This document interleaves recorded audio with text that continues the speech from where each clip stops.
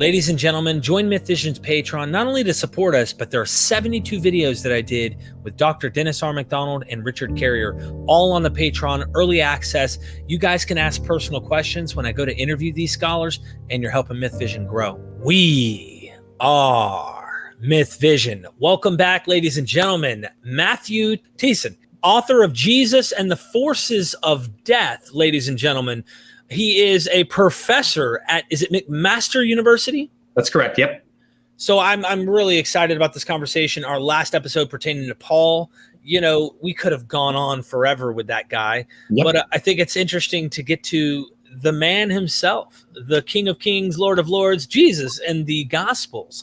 Your book, once again, you don't start off saying, I'm going to tell you the historical Jesus. People can glean from this, though, and potentially make a hypothetical case as to what kind of guy this might have been if you're trying to do historical studies on Jesus, but you're not trying to do that. So I recommend everybody get the book, because we're going to get into something more complex that I have a hard time tracking without someone like you explaining. Sure. The forces of death. I wonder what that is. So we have a Jewish man named Jesus who's claiming to fulfill the law according to the Gospels. Well, in order to do that, you got to kind of do what the law says, it seems. And take us into what you've discovered about Jesus and the Gospels and how it relates to the Torah. Yeah. Like Paul, huge discussions, scholarly discussions have swirled around Jesus and Judaism, Jesus and the law. And not surprisingly, for most of Christian history, church history, and Christian theologizing, the conclusion has been that Jesus came and abandoned Judaism, showed the law's irrelevance, or whatever word you want, a negative word you want to use there. And especially around things like the temple and ritual impurity. And so scholars will point, one of the very first stories of Jesus doing a deed of power, it's really the second in the Gospel of Mark, is Jesus and what all English translations unfortunately refer to as a leper, which is from Leviticus 13 and 14. It's a ritual impurity. And Jesus heals the man, and everybody thinks, well, look, Jesus is showing the law's powerless. Look what he can do. Don't worry about ritual impurity, which is sort of, to my mind, not even sort of, to my mind, is absurdly missing the point of this story. And so when I was writing my dissertation, quite a while ago now, over 10 years ago, I was reading quite a bit about ritual impurity from Jacob Milgram, who pointed out there are sort of three basic categories, or three basic sources, I should say, of ritual impurity. This leprosy.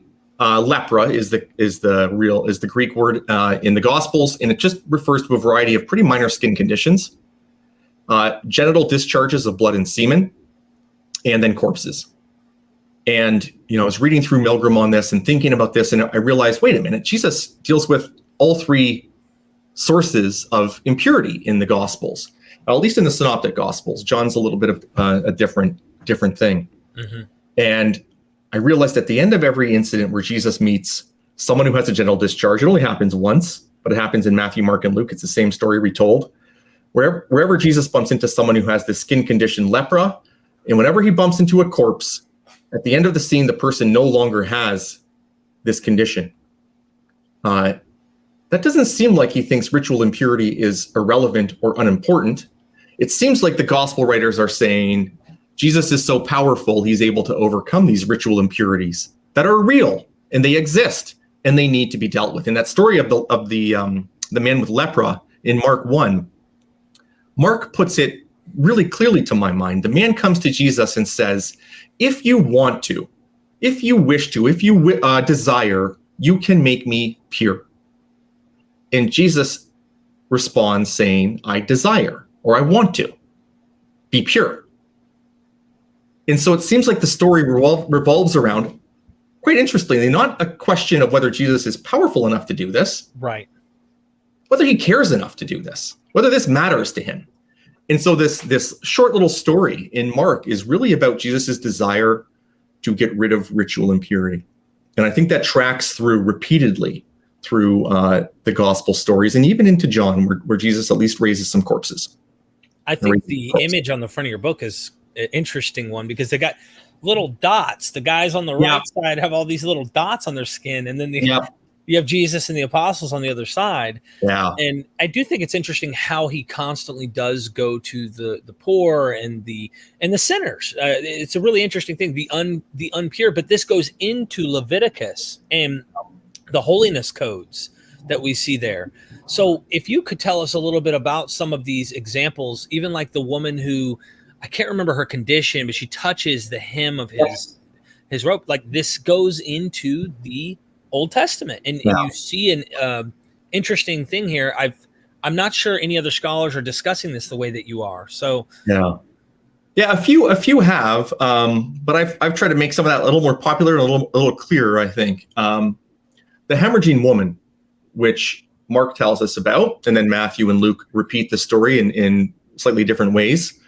All it says is she's a woman who had a hemorrhage for 12 years, or a flow of blood for 12 years. That evokes the language of Leviticus 15. And Leviticus 15 is all about genital discharges of blood and semen and the ritual impurity and how to become pure once one has it. There are regular types of discharges like sex, nocturnal emissions, menstruation, and childbirth, which occurs in Leviticus 12. But then there are abnormal, what we would consider to be a medical condition. And a woman who's got a flow of vaginal blood for 12 years, this is an abnormal condition, a medical condition, we would call it. 12 years she's had this. In later rabbinic thinking, this is one of the strongest forms of impurity. In fact, the three strongest forms are corpses, lepra, and a woman discharger, what's called a zavah in Hebrew. And Jesus deals with all three. She comes to Jesus. No one's been able to heal her. And she touches not his body, but his clothing. And in Matthew, it's actually the tassels, the tzitzit of Jesus's garment, and is immediately, well, in Mark, in Luke, she's immediately healed. Jesus doesn't even have a choice. In other words, in Matthew, Jesus turns around and then proclaims her healed, and she's healed.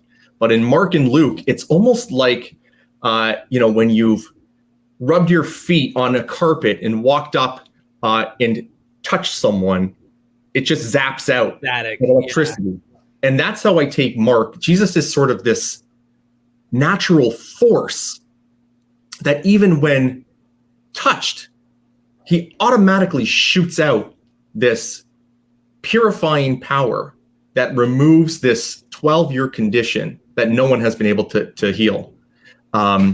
So it's not only that Jesus desires to heal, he's sort of organically or innately healing his body. And so Mark starts out his gospel with Jesus being called the Holy One of God. And I take it that Mark thinks Jesus is walking around and has this power of holiness in him that just shoots out into the world and does what holiness can do, and that's remove impurity at the end of the day. I think this is interesting to ask in light of this. Your title says he is, going and facing the forces of death. Yeah. What do you mean by that? Because someone might actually interpret that and go like, okay, some people will, maybe even anti-Semites, if you will, the people that'll come on and say the Jews were children of Satan, and they want to try and play that kind of thing. But what do you mean by death in your title? Because from what I understand, the way they saw the law is, the wages of sin are death, like actual death, not just like in some way a spiritual death. They thought Adam and Eve caused death, actual mortality to enter the world. But there's different ways to look at this. So how do you look at it? Yeah, so Milgram and other scholars, Christine Hayes, Jonathan Klowans, and a whole host of other scholars of ancient Judaism and the Hebrew Bible have talked about ritual impurity and tried to figure out why these. I mentioned the three sources: lepra, genital discharges, and corpses. What connects them? Is there a rationale, or is this just sort of some sort of relics of taboo here?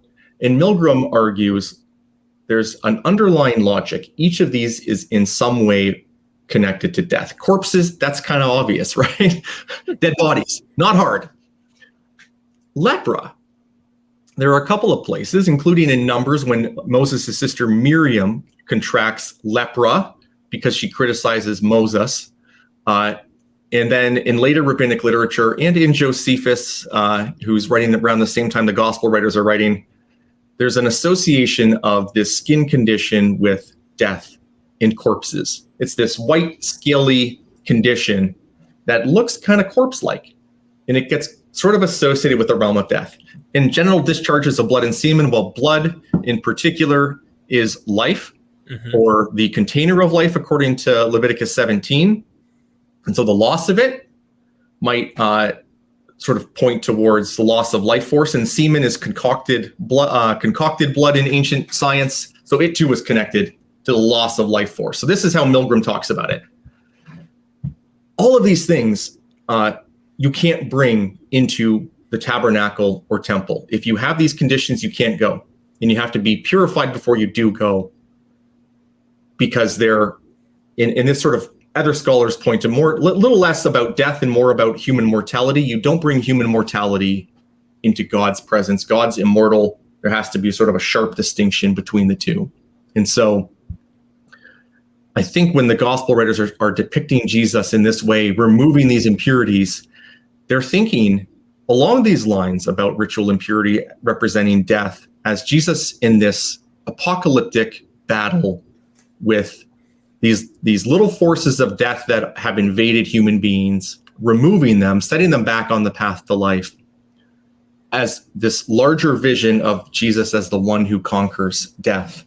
Of course, for the gospel writers, he conquers death in his own resurrection and being raised from the dead. But all along, he's doing this throughout the gospels at strategic points when he bumps into these death forces.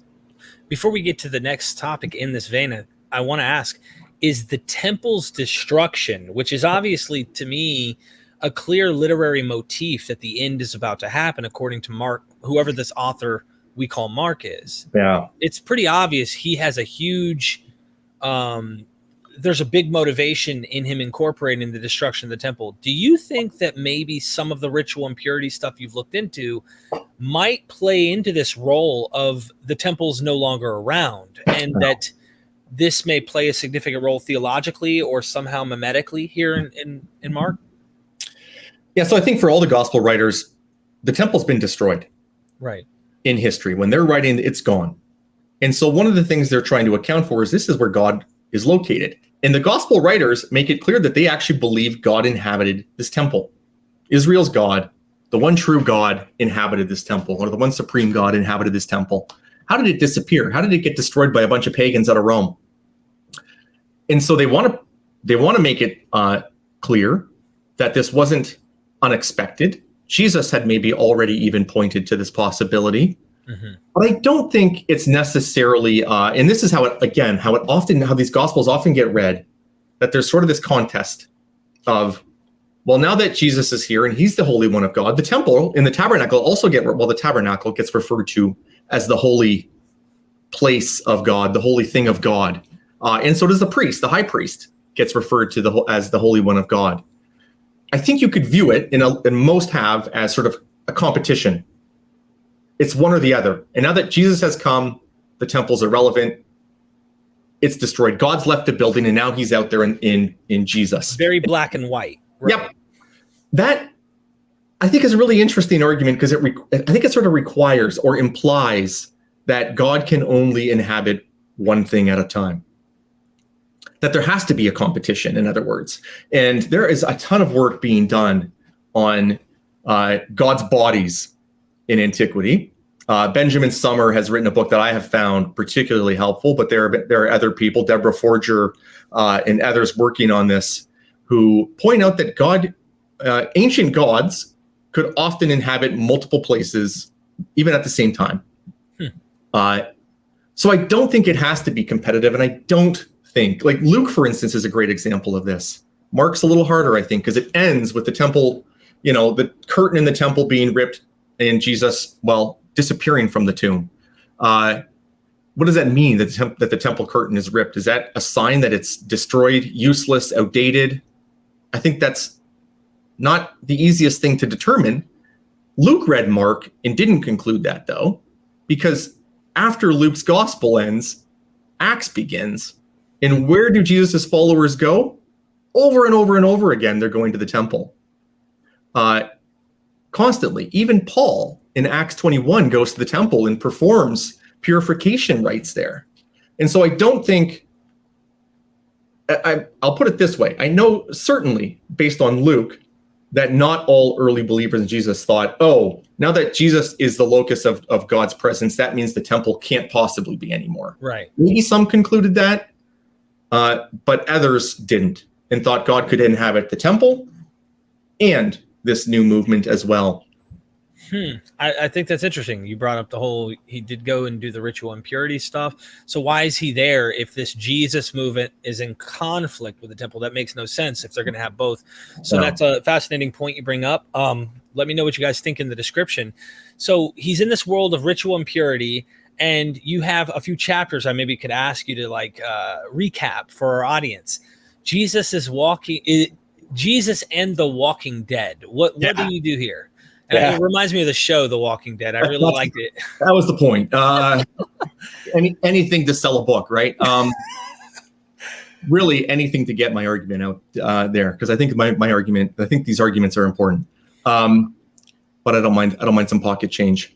So this is all about lepra, the skin condition that often gets referred to as leprosy. It's not leprosy. It really is not leprosy. And I think if you read the chapter, hopefully that convinces you it's not. These are a series of minor skin conditions, like think eczema or dandruff, more than, for those of us who grew up going to Sunday school or whatever, thinking about leprosy, we're always told things about fingers are missing, limbs falling off, and how deeply contagious and everything else it is. Yeah. Which apparently even leprosy isn't as contagious as we were taught. All that aside, don't think like deeply debilitating disease. Think minor medical conditions, but minor. So minor, this is what I think is so important. When we think leprosy in an awful condition, something that's analogous to like cancer or whatever, it's very easy, I think, to read these miracle stories and think, well, of course, Jesus is a nice guy and he's got the power. He's going to heal people with these awful illnesses. But as soon as you flip it and realize it's not about an awful illness, it's about really a minor condition. Why is Jesus wasting time on eczema, something akin to eczema? I'm not saying it is eczema, but it's akin to eczema. Something that's like not that, well, eczema can be, a very difficult condition, right? But something that's not the most pressing medical condition out in the ancient world. Why is Jesus dealing with this? And that's when the sort of switch flips and you realize this is actually about ancient conceptions of ritual impurity. And this one man, Jesus removes his lepra. In Luke adds a story about a whole bunch of leproi who Jesus heals. In Mark, the story, in Matthew and Luke following it, they all end the story with Jesus saying to the man, "You've been made pure.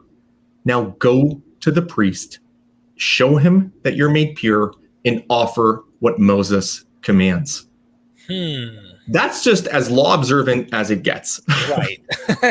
This is not Jesus. Forget the law. It's old. It's stupid. It's anything. I'm here. It's new now. It's do what's required of you. Right. And in fact, the priest is the only one who can declare someone's clean after they can never make a person clean. No one can. No human can. Only God, right? Only God, and He does that through Elijah in the Old Testament, and then Jesus in the Gospels. But it's always this divine action that happens. Priests can't prescribe, here, go do these 5 things, and then it's gone. All they can do is say, it's gone. Now go do these purification rites after the fact. And Jesus sends the man to go do these things after the fact.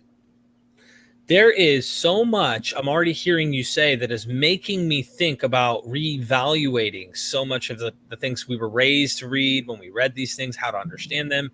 Yeah. I think there's a lot more to this, and this is why I enjoy scholarship such as yourself. Real quick, I thought, why not bring up the idea of social identity, because social identity plays a role. Isn't it the case in that one with the leprosy, all these different people who are being healed, the one who comes back to thank him wasn't even a Jew? No. It's a Samaritan who comes back. And of course, Samaritans and Jews at the time didn't get along so well, both ways. Right. Neither of them liked each other too much. So it's interesting that it appears that there's this group of lepers who are hanging out together, one of whom's a Samaritan. And then, of course, when Jesus says, in Luke, he says, go to the priest too to show yourselves. Well, where's the Samaritan going to? Is he going to go to Jerusalem in the Jerusalem temple?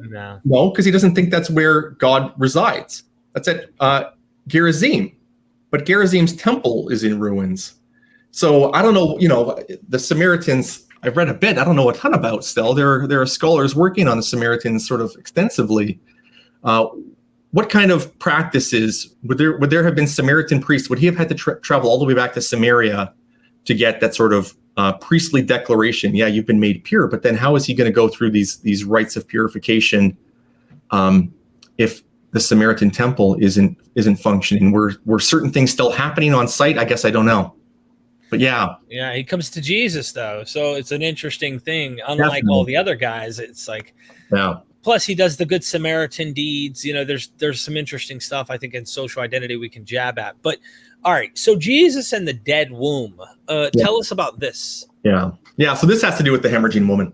Okay, so we've kind of covered this. Yeah, and the whole point is, this is a woman. If she's got a genital hemorrhage, she's not able to get pregnant and give birth. And, we can't make perfect assumptions about whether everybody in antiquity, all ancient women wanted to get pregnant. Probably not. But if she did, it wouldn't just have been a source of, frustration that she's constantly in a state of ritual impurity. She's also unable to give birth. Potentially, depending on how one reads it, can't have sex with her husband if she's married. And so there are a whole host of consequences that this woman's enduring because of her state of ritual impurity. And Jesus sort of, cleans them all up, so to speak. Interesting. Jesus and the dead. He obviously, multiple miracles throughout the synoptics, and John, of course, the most explicitly, but maybe we stick with whatever you would prefer to discuss. Yeah. What's the deal with the dead and raising the dead? Yeah. So again, it's in this time the corpses can't speak for themselves, and some don't speak at all. Sometimes nobody speaks for them. But Jesus, anytime he sees a corpse, the corpse no longer is a corpse. Which again, a priest can't raise a corpse. It never happens. Now, of course, Elijah and Elisha raised corpses, so it's not without precedence. And I think the gospel writers are trying to sort of evoke Elisha and Elijah. But again, they're showing that here's a source of ritual impurity. Sometimes this has massive social consequences. In Luke, there's the son of a widow.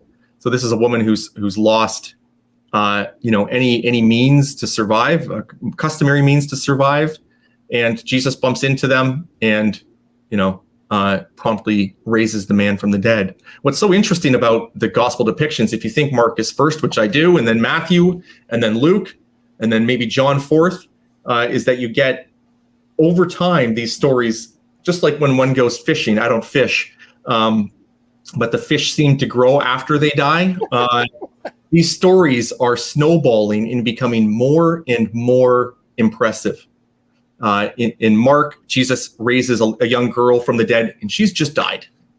In Matthew, she's already dead, and she's been dead a little while. In Luke, there's this son of this widow who's on his way to being buried, so it's later. It's been dead a little longer. Those forces of death have started to decompose the body. And in John, of course, we got Lazarus, who's a stinking corpse. Mm-hmm. Decomposition has set in. And each time Jesus is able to reach sort of further back into the jaws of death to extract someone and bring them back to life. And of course, there's this fascinating story in the Gospel of Matthew, a very odd story in the Gospel of Matthew, that at the very point that Jesus dies, corpses come back to life. The corpses of holy ones in the tombs come back to life. But they can't come out of the tombs. They have to sort of lurk in there for a few days until Jesus is raised, because otherwise they're giving the game away. So they're raised from the dead at the very point that Jesus becomes a corpse, and you would expect him to become ritually impure, and maybe he does. The gospel writers don't delve into what they think happens there. But at that very moment, there's this holy force that shoots out and raises dead people at the point of death, which is very wild. And I think it's interesting. There was an ancient concept, I think, where there's like a 3-day period, and usually the 4th day decomposition. Like they see the 4th day Lazarus is risen. Yep. Here you have the 3rd day, and he doesn't even get to the 4th. There's interesting, but there's also possible mimetic reasons for doing such things as well, and that might be playing into it too with the resurrection of Israel and ideas in Hosea. I think it is. There's some interesting stuff in the Hebrew Bible about 3 days, and then. Yep. Interesting. I also see it also in other cultural writings, like in the Odyssey. You have, I think it's the Odyssey. It might be the Iliad, where Hector actually is dragged around. His body isn't torn into pieces, but for 3 days, then the father comes and gets the body. So there's something in the world, I think, just kind of in the air where everybody knows something like this. You get into the demonic impurity, right? And this is something I find interesting. I don't want to throw you off your horse because you're headed on a path with this particular topic, but I do want to ask Paul. In a second, I want to get to Paul after we get into this. But what's the deal with Jesus casting out all these demons? We don't see him. We don't even see, if I'm not mistaken, Elijah and Elisha running around and people are over here demon possessed. It doesn't sound like. So what's happening here? Yeah. there is. So, this is a book primarily about ritual impurity, which has nothing to do with demons. And scholars of Leviticus sometimes say, Jacob Milgram most famously, I think, that there is no demonic at all in priestly thought because they're monotheists. Well, monotheists believed and still believe many in demons, in multiple superhuman beings, demons, angels, whatever, which are just other words for lower gods at the end of the day. But there's an explosion of demonology in early Judaism. And sometimes these demons are called impure. So the book of Jubilees talks about impure demons. And then other texts do. The gospel writers frequently refer to demons as impure spirits, impure pneumata. And so I thought, this has to deal with impurity. I should probably deal with this here as well. The whole point is, I think, Christianity has for a long time focused on Jesus, especially in the West, Jesus as the one who removes, what ancient Jews would call what we call moral impurity, sin, forgiveness of sins. Mm-hmm. And there's truth to that. Mind you, there are very few stories about Jesus forgiving sins. In fact, I can think of one. And then he talks about forgiveness other times. But repeatedly, we see Jesus removing ritual impurities. And we see Jesus removing these spiritual or demonic impurities from the world.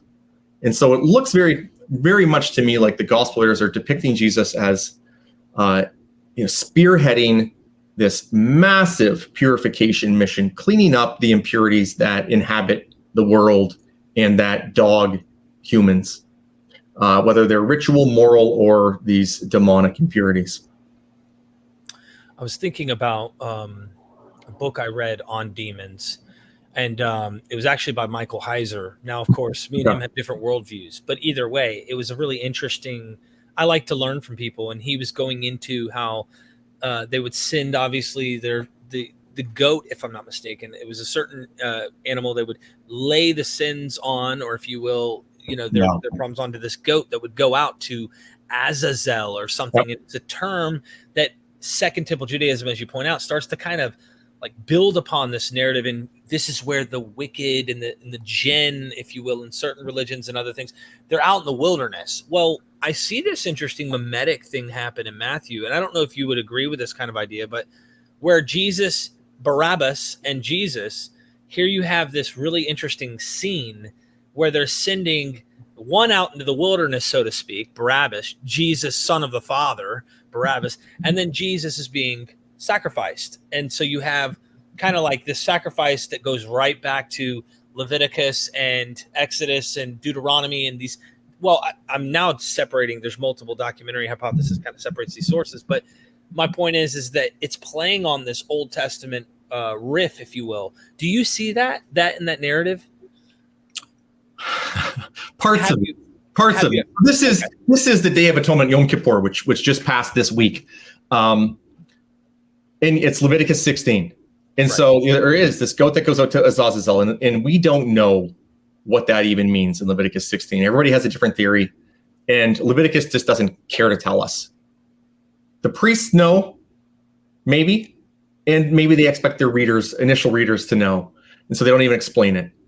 But we definitely see in later Jewish tradition this idea that Azazel is a demon, and one of the big bad guys, and so possibly is what it originally meant. Definitely, the gospel writers are, and then Paul and others are playing on atonement notions that they get from Leviticus 16 and other places. I don't know that I'm convinced that Barabbas is the goat that goes out to Azazel. There are two functions, right? The one goat doesn't remove sins; it cleans up impurities. Okay, it cleans up the tabernacle or temple. Is that the one that's sacrificed? That's the one that's offered. Yeah. Okay, that would be blood. Jesus. Yeah, it's the blood. Sacrifice is really hard, I think, for most modern people to understand. It's not about punishing anything; it's about getting the blood. So the death really accomplishes nothing. Right. You need it, but you need it to extract the life, the blood. And once you have the blood, it's the blood that serves as what's called what people have called a ritual detergent to clean up the tabernacle, to clean up the altars, to remove the impurities that are building up there.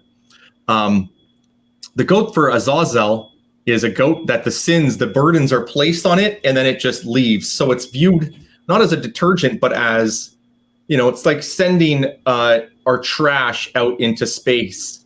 It's removing the sins as far as one can possibly do from the tent of Israel.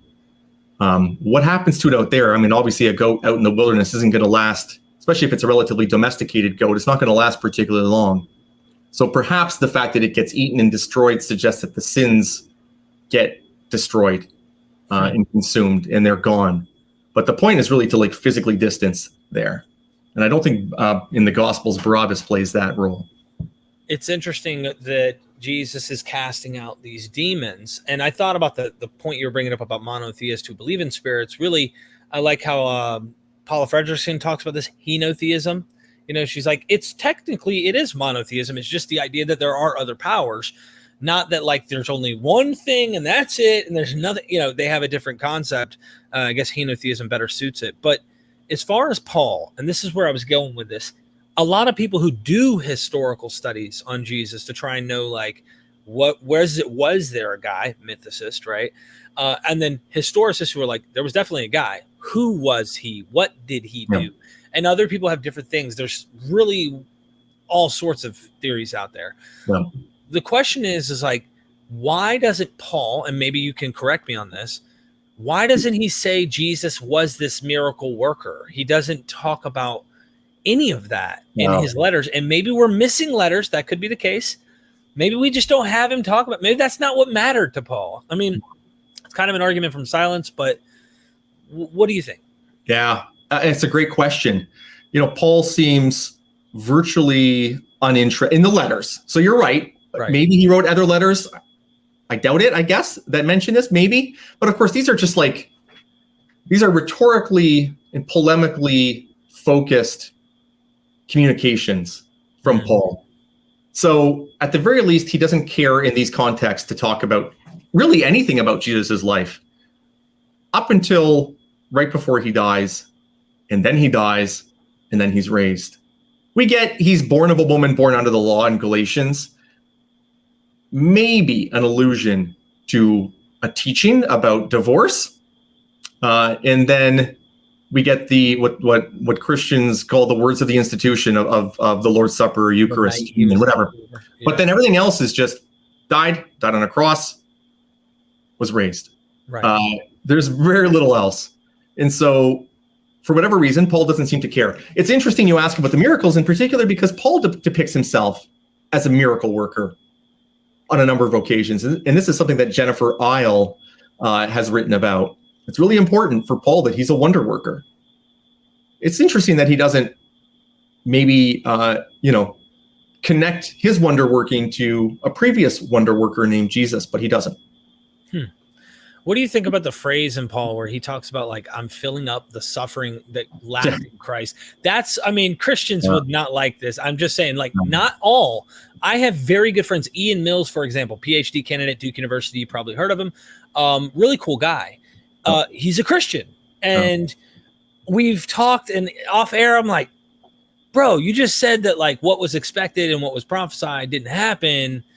Like, how do you reconcile that? I was a fundamentalist Christian for many years. I know you can go ahead and tell me I'm sorry. But I was seriously like extremely conservative, if I could use the term. And that would not fit in my theology because Christ's death, burial, resurrection was enough. Paul doesn't have to fill up the suffering that lacked in Christ. So how do you reconcile that? Or what do you think is going on there? Yeah. So this connects back to Paul. And this goes back to sort of being penetrated, injected with the Messiah's spirit. If you're injected with the Messiah's spirit and this spirit lives in you, and Paul uses this language in Galatians, it's not Paul living anymore, it's the Messiah living in Paul. And so that sharp distinction, and this is, I know for some, probably most Christians, this is uncomfortable, but I think this is Paul's thinking. And I think Acts has similar thinking. Luke has similar thinking. If you're injected with the Messiah, you're organically connected to the Messiah. You are an appendage in a very real material way. You are a body part, which is Paul uses this language. People take it as a metaphor. I don't think there's anything metaphorical about it. Like zero metaphor here. Or metaphor in the sense, I never know what metaphor means, and no one really does. And people write really technical That's a metaphor about metaphor. Books that really I don't understand. This is not some like just symbolic thing. Paul thinks if the Messiah's spirit is in you, you might be a finger, a toe, a nose, whatever, but you are truly connected to the Messiah. And so there's something messianic about you, which is why later Christians get called Christians. They're like little Christs, which is something Canada Moss has talked about. They're little messianic people bumping around now, and a whole bunch of them. And so when Paul suffers for the right reason, which he thinks he is, it's actually just an extension of the Messiah's suffering. Right. And so that's Colossians, which what Paul wrote it or not, who knows? I'm pretty conflicted on it. But even in Galatians, he talks about having the stigmata of Jesus on his body, bearing in his own body the stigmata of Jesus, which is, that's a pretty bold claim to make. And it certainly has a rhetorical power to it if you believe it. But he thinks he's just he is a Messiah bearer out there, and what happens to him is happening to the Messiah. So again, in Acts is a great example. When Jesus appears to Saul on the road to Damascus, Jesus says, "Why are you persecuting me?" Right. Well, he's not persecuting Jesus, who's dead, raised, and in heaven in Acts's mind or Luke's mind, but he's persecuting believers. And since they're the body of Jesus physically on earth in flesh and blood bodies, it's just what happens to them is happening also to Jesus. Whoo. Okay. So we're gonna start getting close to a close here. I must ask you a few interesting questions I've collected for a while. I've been waiting to ask you for these just to get your thoughts, because I love getting scholarship. Matthew 10 and Matthew 15 have this very interesting phrase. And he says, "Do not go in the way of the Gentiles. Do not enter any city of the Samaritans, but rather go only to the lost sheep of the house of Israel." And then he says, "I came only for the lost sheep of the house of Israel," Matthew 15. However, and I'm just jumping over, I don't want to get stuck in John yet, but in Luke and John, in his ministry, during his life, he is engaging with Samaritans. So I think the later Gospels already having this happen. Maybe John and Luke have a different agenda in the narrative, but either way, who are the lost sheep of the house of Israel? Are they the Jews in Matthew? Yeah, I do think so. And Matthew, I'm not sure if Matthew mentioned Samaritans. I can't remember off the top of my head. In Matthew 10, don't enter the city of the Samaritans. Right. Luke likes Samaritans. The question is, Samaritans are tricky, right? They're a sort of a hybrid people. According to Jewish tradition, they're a mix of Israel and non-Israelites. And they worship Israel's God, claim to be Israel, do pretty much all the same things, or many of the same things as Jews, apart from primarily the temple where they worship, the location where they worship. So Luke might be of the opinion that Samaritans are, well, close enough to Israel or the Jews, or maybe even part of Israel on some level, that they're included in this group. Luke has no desire for Jesus to bump into Gentiles until really Acts 10. That's where there's the big movement to the Gentile world. And so I think the Samaritans, I think it's safe to say they're on the border. And Luke maybe knows, maybe doesn't know exactly where to fit them in that Jew-Gentile binary.